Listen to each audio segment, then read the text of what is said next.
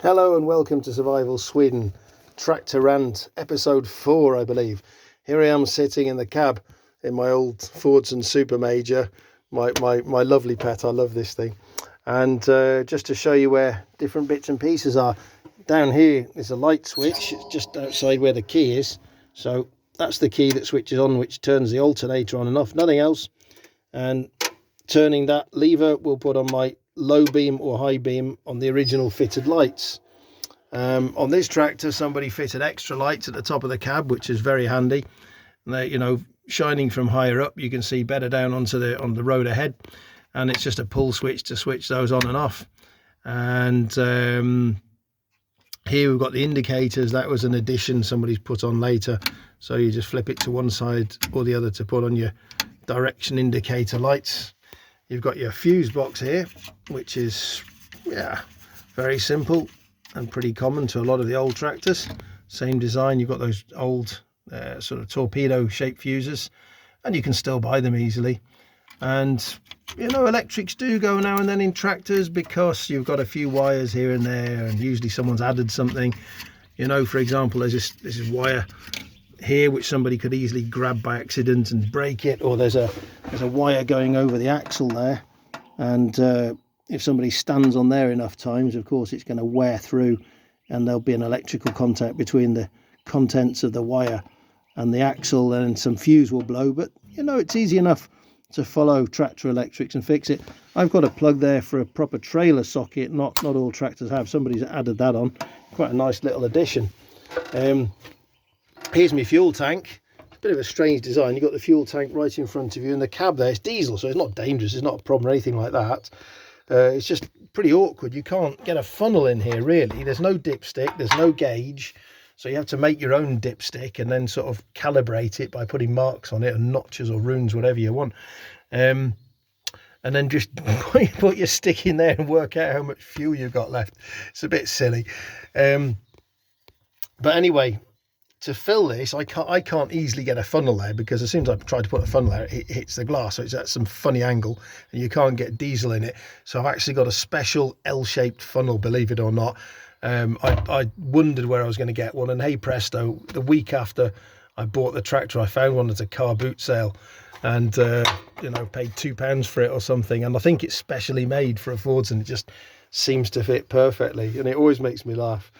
Here you've got a revometer. The tachometer tells you how many RPM you're doing, so you don't over rev the tractor, but you never would. You can always hear whether the engine feels happy or not happy.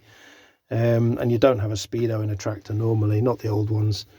You've got a little light there, very important, to tell you when the generator, the alternator, is working. So I'll switch the key on. You see the light up, and if the alternator is working, that light will go out on its own. If it stops working, it lights, and then your battery's not charging, and you've got to do something about it, really. You've got an oil pressure lamp here. That's very important too, because if your oil ever drops below a certain level, the pressure drops rather, it means that the high pressure pump, which pumps lubricating oil around your engine, has something wrong with it, or there's not enough oil in it. And if that ever lights up, you need to switch it off straight away, because you're not getting lubrication in your engine, and that is game over. And you've got a temperature gauge here also, which is very important, because if you're carrying heavy equipment or whatever, you need to know if the engine's overheating. And of course this could come on if you don't have enough coolant. You'll see it suddenly rise, and if the coolant is leaking out, then it'll be probably coming out as steam. So after having risen suddenly, it will go suddenly very far down, because there's no fluid to tell the sensor what temperature it's at. So you've got to keep a good eye on that. That's one of your most important tools there in the tractor. I can't show you the startup easily because, as I mentioned before, someone has changed the start on this.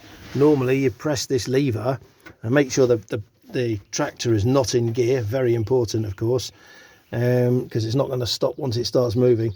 Not this old beast. So you press down this lever here, and that engages the starter motor into the flywheel, and it operates an electrical switch which turns the starter motor. And here somebody has put a separate switch. Not a bad system, but it means I have to use two hands to start the tractor, one for the gear, one for the electrics. so I can't show you, sorry. Once the engine is running, on a modern car, you know, you just turn off a key and that stops the flow of diesel to the engine through the injector pump, and the diesel engine stops. On these old tractors, you've got a cable, which a bit like a bicycle brake cable in a sleeve, which goes to the injector pump and just pulls a lever which stops the diesel from going into the pump. And here you can operate it from the cab. You just pull this lever out, hold it out for a few seconds until the engine has totally stopped turning, and release it. It's on a spring, simple as that. And just very, very important, whatever you do, when you're driving a tractor, before you move off, make sure the handbrake is off. Not like a car, it's not forgiving, it's industrial machinery. So you've got to think these things through. Get in the habit, first thing you do, make sure the handbrake's off. And as I say, storing things, having space to put boxes or anything else on tractors is very difficult. I suppose one could weld a box here because the window's not in. I don't like that window. I'm happy with the fresh air. Unless it's absolutely lashing it down, it's fine. You know, rain doesn't come in. You could weld a box on here, I suppose. But there just isn't space in a tractor. That's its only problem. And you can't have two people in them. You know, by law, you can't. And physically, it would actually be very dangerous. You see people doing it, going along with their child on their lap, or two adults in a tractor. It's stunningly dangerous and it's stupid.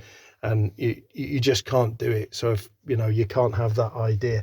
You can have a trailer in the back. You get away with sitting someone in that, not legally, but they'd be relatively safe if you had to do it.